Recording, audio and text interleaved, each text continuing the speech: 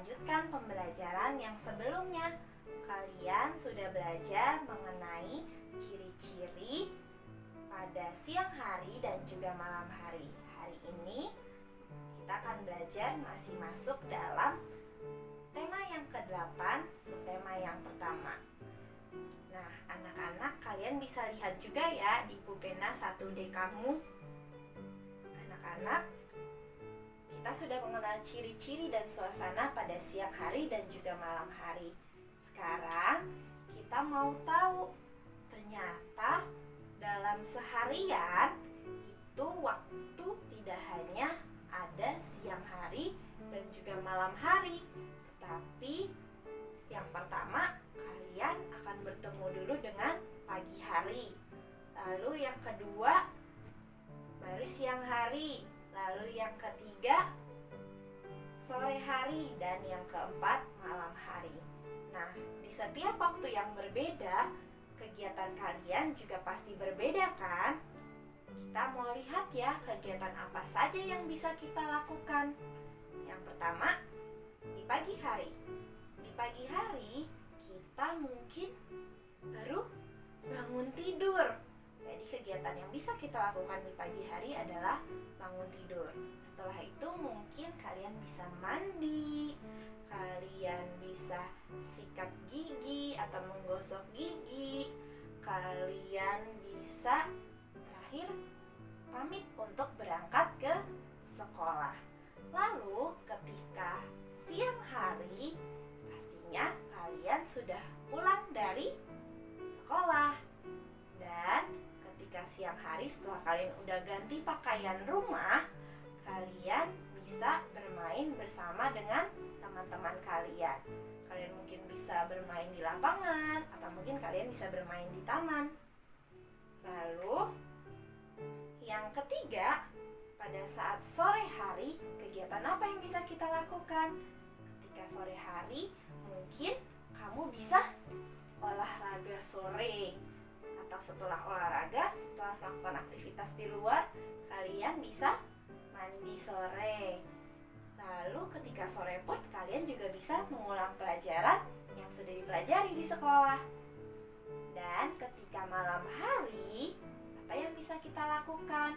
Ketika mama, papa sudah pulang ke rumah, kakak juga ada di rumah, nenek kakek kita mungkin juga ada di rumah, dan di meja sudah tersiapkan makanan, kita bisa melakukan kegiatan makan malam bersama.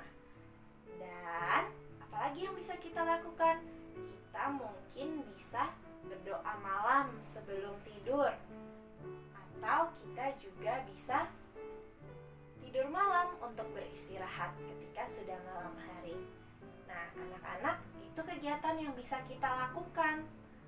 Lalu, sekalipun pada saat siang hari ya anak-anak, ternyata langit itu tidak selalu cerah. Kadang-kadang langit itu bisa mataharinya tertutup awan, atau kita sebut cuacanya sedang berawan. Atau awannya tidak warna putih tapi berwarna gelap, atau kita sebut cuacanya sedang mendung. Dan ketika mendungnya itu sudah mulai turun rintik-rintik air, kita bisa sebut cuacanya hujan. Nah, anak-anak, cuaca yang berbeda membuat kita juga melakukan kegiatan yang berbeda. Ketika cuacanya cerah atau langitnya mungkin hanya berawan, kita bisa main keluar rumah. Kita mungkin bisa bermain bola bersama teman kita. Kita mungkin bisa main bulu tangkis, atau pokoknya kita bisa bermain di taman atau mungkin di lapangan. Tapi kalau misalnya cuacanya sedang mendung atau cuacanya sedang hujan, kita sebaiknya di rumah saja ya. Karena kalau kita kehujanan, nanti kita bisa sakit. Jadi ketika cuacanya mendung atau hujan, kita sebaiknya bermain di dalam rumah. Mungkin kita bisa melakukan kegiatan bermain di dalam rumah, yaitu bermain boneka bersama adik kita. Atau mungkin kita punya mainan banyak di rumah kita bisa main mobil-mobil mobil-mobilan atau mainan yang lain. Atau mungkin kita bisa nonton televisi saja di rumah. Nah, itu adalah kegiatan yang bisa kita lakukan baik saat cuacanya cerah ataupun cuacanya hujan. Nah, anak-anak, selanjutnya kita mau tahu ternyata kalian juga bisa bercerita loh dari kegiatan yang kalian lakukan. Tapi kita mau lihat contoh dulu ya. Miss punya seorang anak yang menceritakan kegiatannya di pagi hari dengan sebuah lagu. Kalau kalian tahu lagunya, kalian boleh nyanyi bersama. Yuk kita lihat dan dengarkan.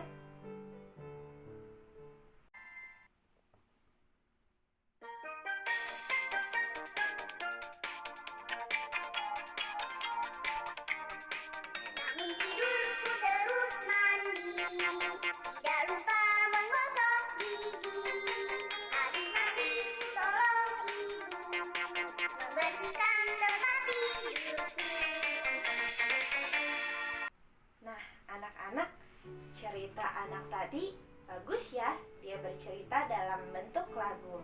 Kalian juga dapat bercerita kegiatan kalian dalam gambar berseri.